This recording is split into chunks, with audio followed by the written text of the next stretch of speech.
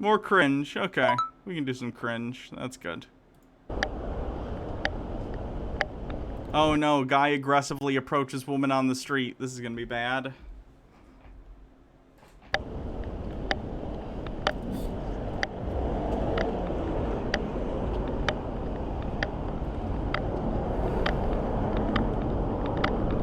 Is he wearing a camera and he's like aggressively hitting on women for no reason? Why? Hey. Stop. Stop. What the heck? Why did he think that would work out for him? Yeah, just tell people on the street, stop. That's not aggressive. Or, honestly, I wonder if that would fall under assault. Because assault only requires that you feel reasonable. A reasonable person would consider this a threat to bodily harm. And if someone aggressively on the street says, like, stop, that could maybe imply that they're gonna harm you. I don't know. It's definitely a stretch, but I did want to point out that that's like, don't do it. Sportscaster says Slur has to apologize during home run.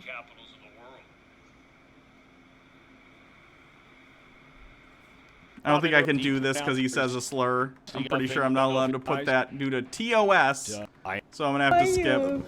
How are you? Afroman falls asleep during interview. You keep the hip hop real. How you do it? Well, one, you rhyme every time. Name one time I didn't rhyme. Alright. Because if you rap and don't rhyme, that's a hip-hop felony crime. Oh, it's the guy that does the "Cause I Got High" song. Stop! You have violated the law. Pay the court a fine or serve your sentence. All stolen items are now forfeit. I remember. I can't play this song, even though I do like that song. I live rap music, you know. Yeah. I want to see what I did. What's your inspiration? Like, what's inspire you? Maya is bored says, beforehand I was super confused. I had only experienced 2 moments of fleeting sexual attraction.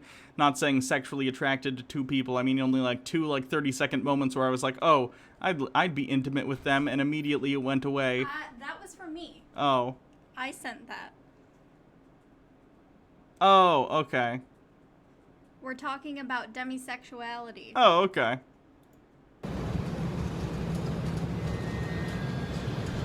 Oh no, he's asleep.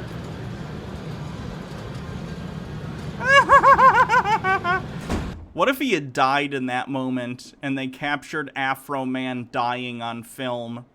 And that's like the start of a horror movie. Like, oh, this camera's haunted by Afroman. They caught his death on film and now its soul is stuck in the camera. There's nothing funny about the tools of capitalism.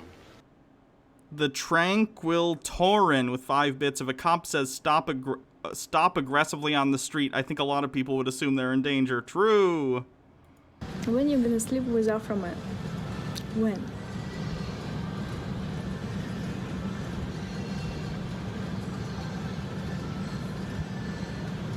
There's nothing funny about the tools of capitalism. Weekend at Afroman's. Why did she sit with him for 20 minutes? That's so weird. So, today's interview exists, but we already know that he is the legendary Afroman. Ms. Harris. Oh, God. Even Kamala's like, oh. So there's a clear difference between the candidates in this race. There And definitely is.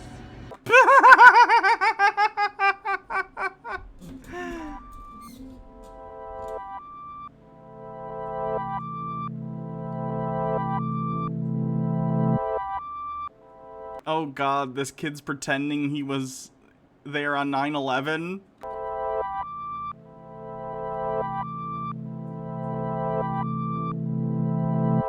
Oh, did he do some special effects makeup? And he... Oh, this is gonna be bad.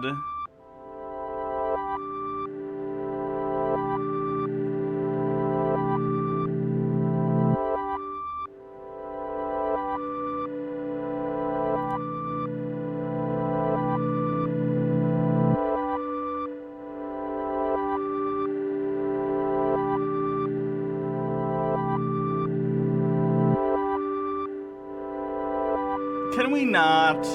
Can we... I don't know if you guys can read this, but they're pretending they were killed in the Holocaust, basically.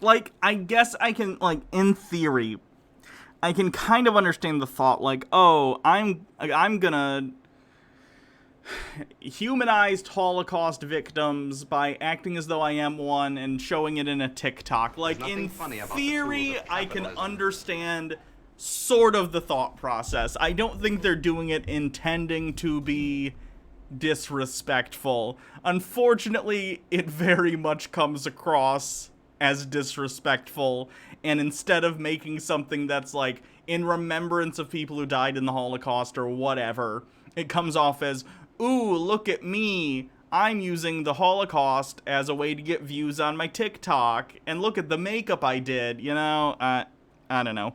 Very questionable. Skip? No, that's not how this works. We didn't skip the incest video earlier, so we have to watch this.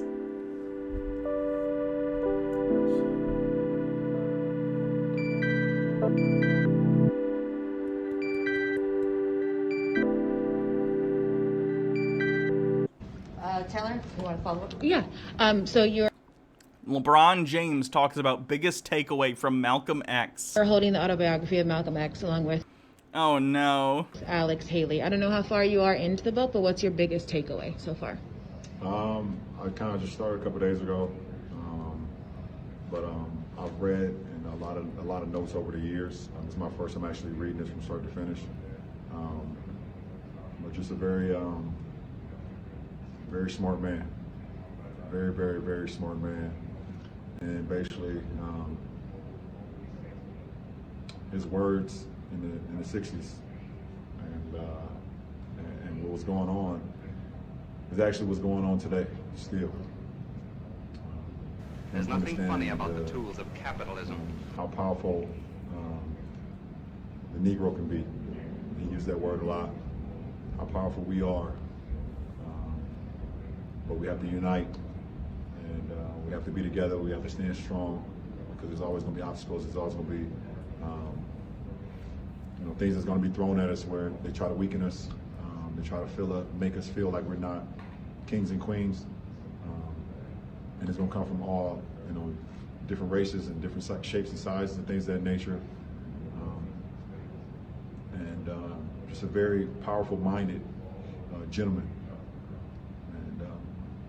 And it's unbelievable to kind of read something that's coming directly from him. Just hate. Wish I had an opportunity to meet him. Obviously, we know what the situation that happened among not only him, but Dr. Martin Luther King, some of the greats that's ever walked this face of the earth, not only just here in America, but in this face of the earth. So it's a pretty interesting book so far. I mean, I didn't necessarily cringe at that. I understand the fact that it sounded like he wasn't getting very specific and he was talking very generally, but I don't know what LeBron James normally sounds like when he talks, and I don't know how eloquently he usually comes across in interviews, so that could just be a case of, like, him not being able to articulate his feelings very well. I don't know. Enlid with 5 bits. This was all for, like, a challenge to get attention, though. It's not an educational effort or anything like that. It's the same ugly to beautiful challenges. It wasn't about having commentary about body positivity. It was about attention. Ew. Yuck.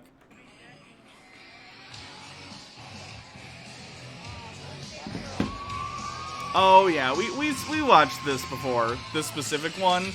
I'm not gonna make fun of, like, this is backyard wrestling, for those of you who don't know. Like, it's a thing that people who are into wrestling do. Like, they just go to places and do little wrestling matches. And I find cringing at this to be incredibly stupid, because everyone in their particular field needs to start somewhere. And yes, these two girls, their performance here isn't the greatest technical achievement. I'm probably understating, but it isn't the greatest technical achievement in the history of sports entertainment. But nonetheless, they're trying, they got some outfits, they're doing characters. This is probably one of the first times they've done this. They're having a good time. Why would I make fun of these girls? Like, why? They're just having fun in a backyard, doing something they clearly care about, right? Like, no one's gonna be an amazing wrestler the first time they put a routine together. They need to work on it and continue to do so. But I applaud their efforts here in the fact that they made characters, they put a little routine together, and is it great? No, but come on. Look how young they are. And I'm not even into wrestling, but, like, they clearly are into it, you know? Why make fun of it? I don't understand why you would make fun of this. Funny about the tools of capitalism. Daddy Sume, amateur stuff is almost always cringy. If WWE wasn't incredibly produced, it would be just as cringy. Yeah. I look like a girl. Oh, thank you. I appreciate that. Accidentally correct Trump supporter. Hooray!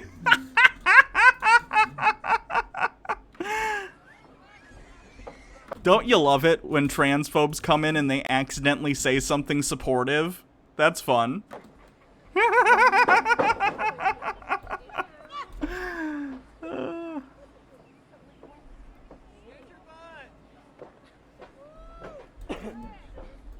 It's like when transphobes got that hashtag going that was like, trans women are women, or trans men are men, is what they did. And it was like, yeah, you were accidentally right. Thanks.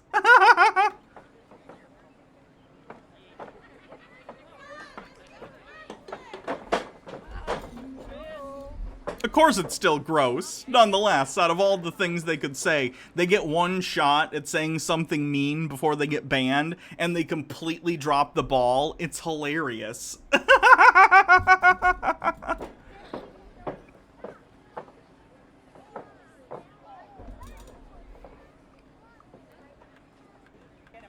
I'm gonna skip. You get the point. I already said my piece on this. Like, they're putting on a performance. They're having fun. Marysville, a white community, as much as possible. Marysville, Michigan.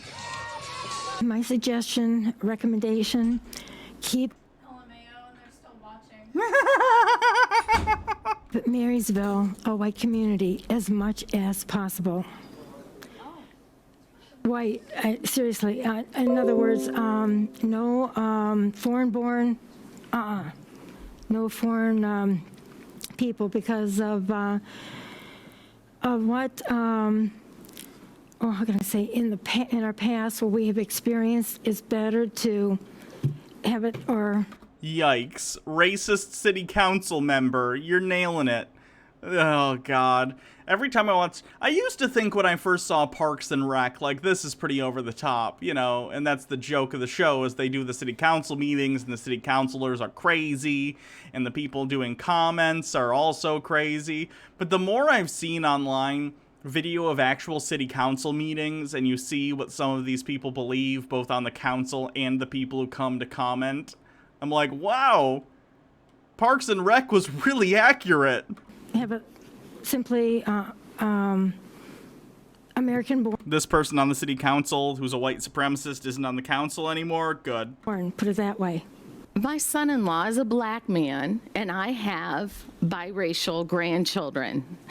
And I take this very, very personally, what you've said, and I know that there's nothing I can say that's going to change your mind. But we all have the same, that we just need to have more kindness. That's it. Just checking the calendar here and making sure it's still 2019. That's a pretty good. That's good. Yeah, I thought we covered civil rights about 50 years ago. I know, I mean, we're one nation under God, and I live that. You know, if I ever had any notion of veering away from that, I can take my broker's license and burn it. Everybody's welcome to Marysville. I don't care if you're purple, whatever. I mean, we're here. We have a community. You're welcome to our community, and good on these other city council people for being like, nah, screw this lady. Enlid with 5 bits. I reported on city and county government meetings for 8 years. It does get rough sometimes. The last meeting I covered was on Monday, and there was a 3-hour argument about the future of an ice arena, Ice Town. Reminds me of Parks and Rec again. You know, so be it. Tell us exactly what you said yesterday. You talked about you didn't believe in, you wanted to, what did you want to happen with Marysville? You wanted it to stay a certain way. Tell us about that. Well, we like Marysville the way it is. There's nothing but funny as far about as the tools having, of capitalism. She looks exactly like you'd expect her to look. Like, if I were doing a Saturday Night Live sketch and I needed a racist city councilwoman, like, yeah, I'd be like, wow, wardrobe nailed it. Wing the Ultimate Dog with 10 bits. Honestly, why do we have Under God in our money? I don't think we need to waste money destroying past... Need to waste money destroying past money, but can easily stop it on future money. It got added in, like, 1957. It was, like, an anti-communist thing. They're like, we're not like the commies. We're a Christian nation, even though, of course, the Constitution says you can't have an establishment of religion. It got added to the Pledge of Allegiance and money in the 50s, is the answer. A black couple moving in, we have no problem with that. But where it's wrong is when you have a white woman and a black husband. Yikes. And she thinks she's like, now let me be reasonable here and explain, like, how does she not understand that this is the dumbest thing? A white wife and a black husband together, that's wrong. And vice versa. Ridiculous. Well, and why is Get out of here with this ancient nonsense. that? It's simply against the Bible. If a black couple wants to move in, fine. But to have the mixed marriage, no. Talk about though, but why then say it should stay white then? Talk about and that's okay if you feel like that. I mean, as far as a journalist, you know. Mm-hmm. Is it in the Bible? There is a Bible verse about being unequally yoked. Equally yoked.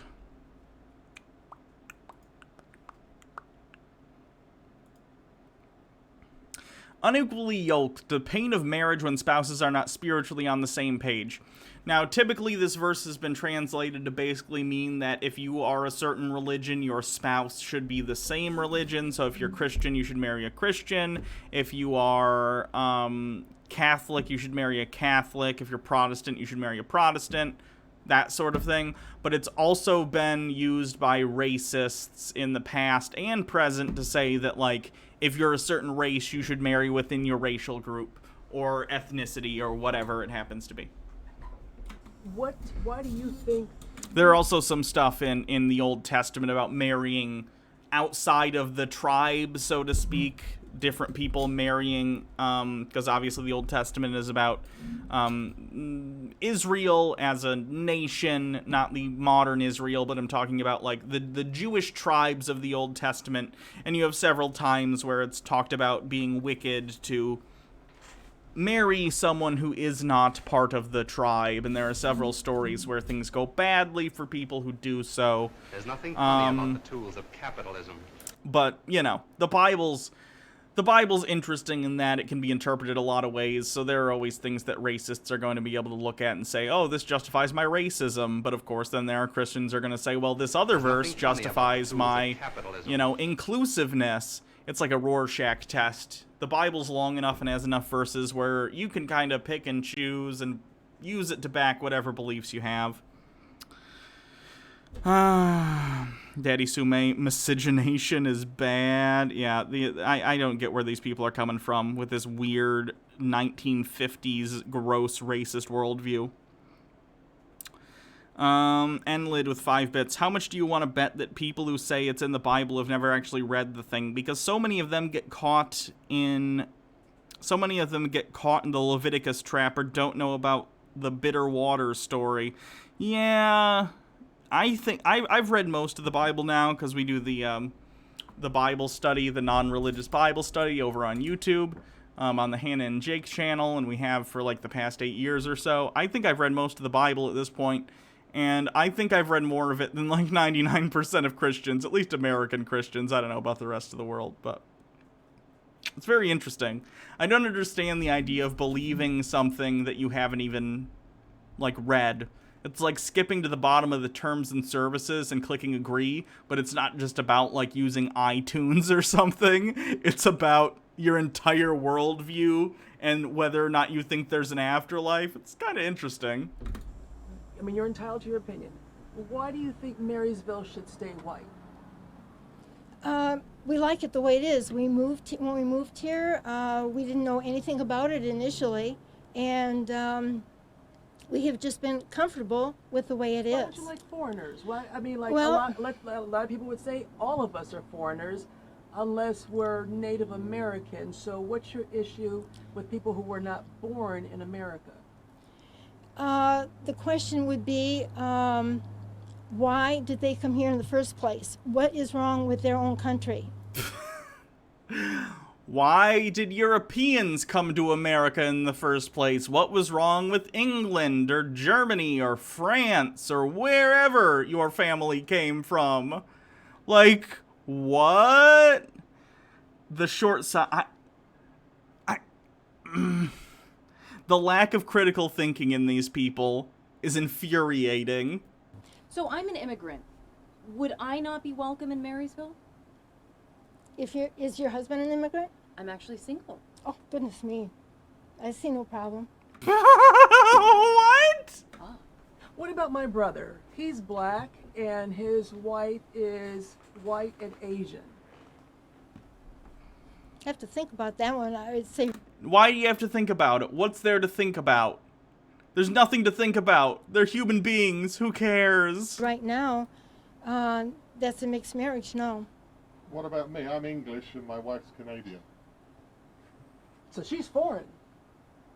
My question would be... Oh, is she going to admit that it's about race and not about nationality? Because a lot of the time, people like this will hide behind, oh, it's not a race thing, it's a nationality thing. But when we have a Canadian and an English person, presumably they're both white. We don't know, but presumably they're both white. So what is she gonna say about this?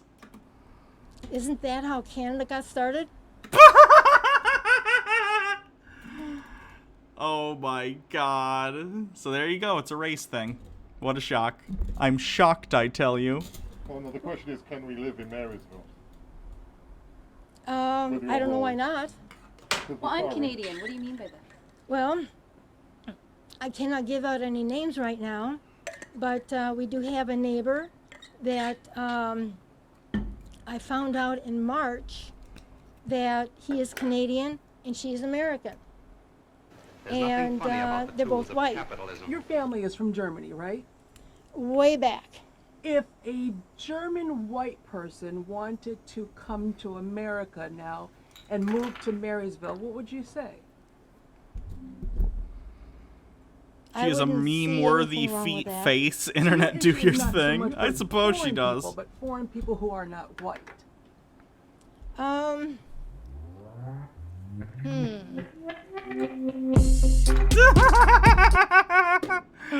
Okay, that's good. These compilations are pretty good.